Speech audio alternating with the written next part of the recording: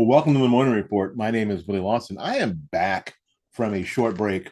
I was playing Booker T. Washington in a production of Ragtime in my area. And let me tell you, stepping out of 1906 back into 2025, I felt like I was walking from a quiet library into a three-alarm fire. Because while I was gone, the world stacked up more nonsense and BS than any prop department backstage anywhere ever. Australia fumbled a terror response. How? The Los Angeles Police Department had one of the worst press conferences since the invention of the microphone, since the invention of the shoe. And Brown University turned a shooting investigation into a full scale carnival. Now, we're going to dig into all three right now because they're connected by one big, ugly thread: the total fear of telling the truth.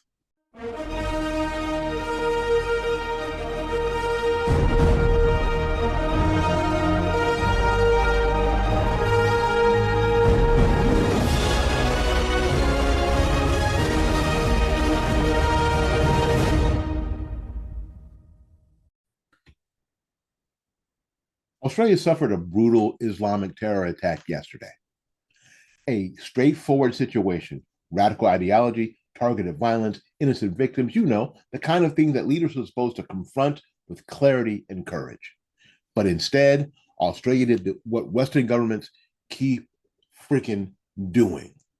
They went into denial mode faster than a teenager trying to hide a bad report card. Officials immediately avoided the word Islamic, downplayed the motive, blamed online radicalization instead of actual radicalism.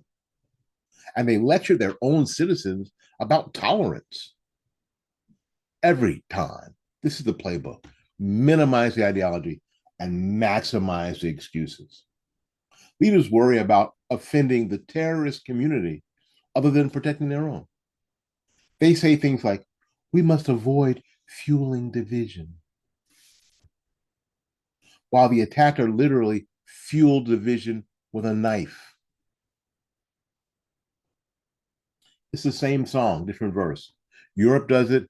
Canada practically wrote the manual, and US elites are always ready to flash the same script. Meanwhile, the problem grows because nobody in charge wants to stand up and say clearly, extremist ideology is the threat, not the people who point it out. Booker T. Washington once said, you can't hold a man down without staying down with him. Well, today, leaders can't confront evil because they've built a political career pretending it doesn't exist. Okay, now let's move to LA, where the Los Angeles Police Department held a press conference on the death of Rob Reiner and his wife, Michelle Singer. Okay, before we do that,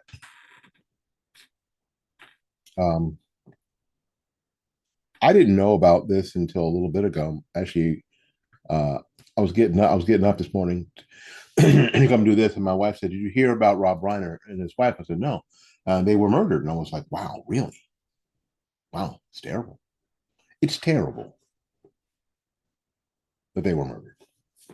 And right now, apparently, they were murdered by their son, by Rob Reiner's son, who's had a history of drug addiction and all sorts of things.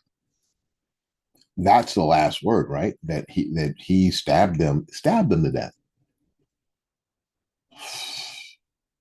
Now, here's the deal. Here's where we can be the people that we need to be. We can acknowledge the terribleness and the horror of this murder. Everybody's using the word, oh, because I looked through Twitter, and they were talking about these people that like they passed away quietly in their sleep due to old age. No, they were brutally murdered. And we need to start using the words that make the most sense. They passed away. They died. They were killed. They were murdered.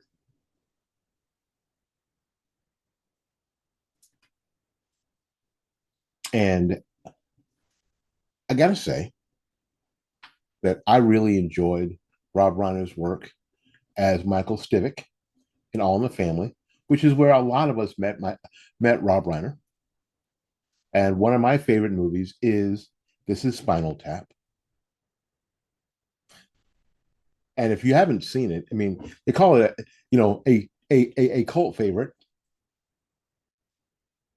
and it may be, but I love it. Why? Because it goes to 11, and some of y'all will get that.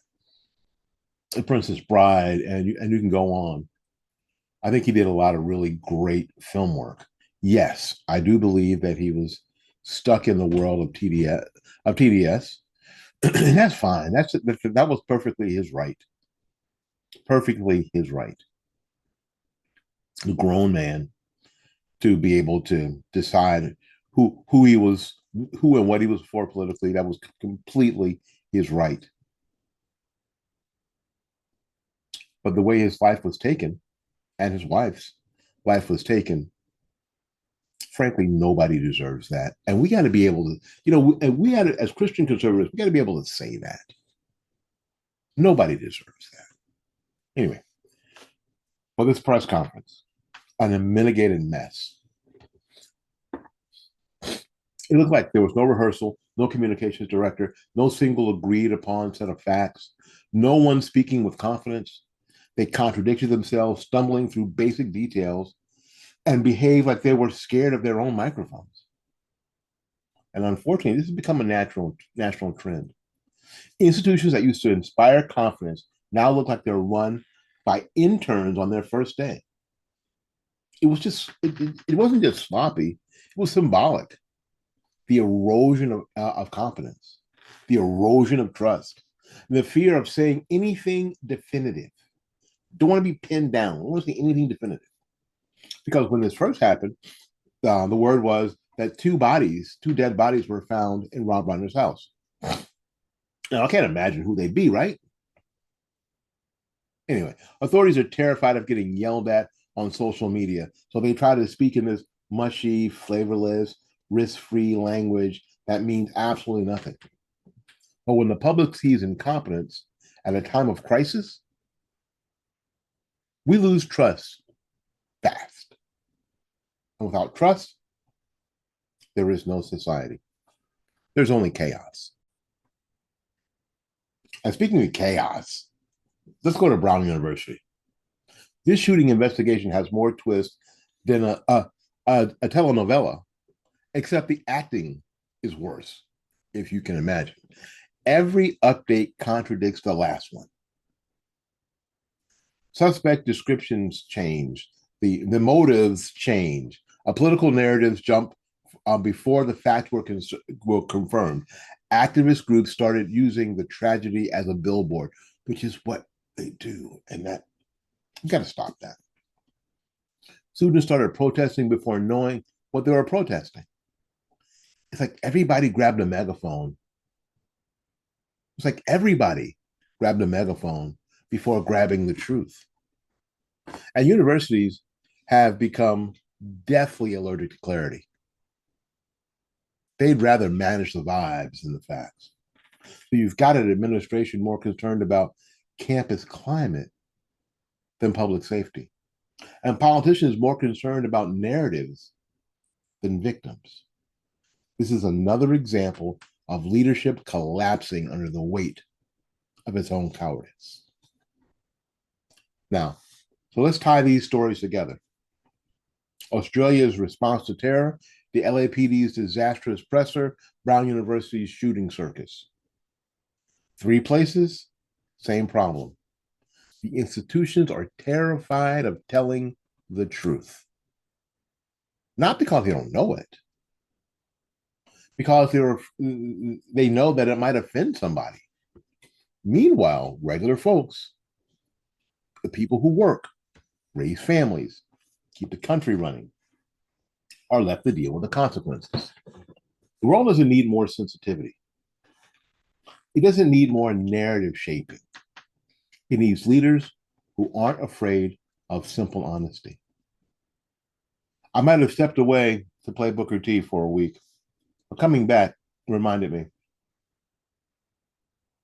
we don't need fewer truth tellers. We need more. My name is Willie Lawson. This is the Morning Report. And until we see you again, go out there and learn something, love somebody, and for goodness sakes, take care of yourself. We'll see you when we see you. Bye bye now.